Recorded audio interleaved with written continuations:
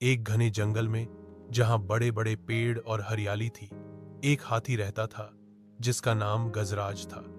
गजराज बहुत शक्तिशाली और दयालु था, और उसकी सबसे पक वह चीज उसका छोटा सा बच्चा चिंटू था। चिंटू बहुत नटखट और खेलने कूदने वाला था। गजराज और चिंटू का दिन जंगल में घूमते, नए नए पत्ते खाते और नदी में नहाते हुए गुजरता था। के दिन गर्मी बहुत ज्यादा थी।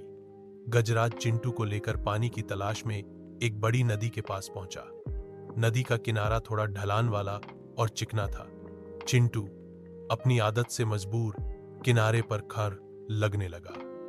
गजराज उसे देख रहा था, पर एक पल की आंख मिचौली में चिंटू का पैर फिसला और वह नदी के तेज बहाव में गिर गया। इंगाद मारी, लेकिन चिंटू तेजी से बहाव के साथ दूर जा रहा था। गजराज तुरंत नदी में उतरा, पर चिंटू बहुत छोटा और हल्का था, और बहाव इतना तेज था कि गजराज उसे पकड़ नहीं पा रहा था। गजराज घबरा गया। उसने आस पास देखा, उसे समझ नहीं आ रहा था कि क्या करे। उसने एक बार फिर जोर से चिंगाड़ मारी, लेकिन इस बार उसकी चीख में दर्द और मदद की पुकार थी। जंगल के दूसरे जानवर उसकी आवाज सुनकर पास आए। एक बड़ा समझदार भालू और एक चुस्त बंदर भी वहां पहुंचे। गजराज ने उनसे अपनी तकलीफ बताई। मेरा बेटा चिंटू नदी में गिर गया है और बहाव उसे दूर ले जा रहा है। कृपया मेरी मदद करो, उसने दर्द भरी आवाज में कहा। भालू ने नदी का तेज बहाव देखा और सोचा। बंदर ने भी पेड़ पर चढ़कर नदी में झांक कर देखा। भालू ने कहा, गजराज, तुम्हारा वजन बहुत ज्यादा है, तुम बहाव को काट नहीं पाओगे।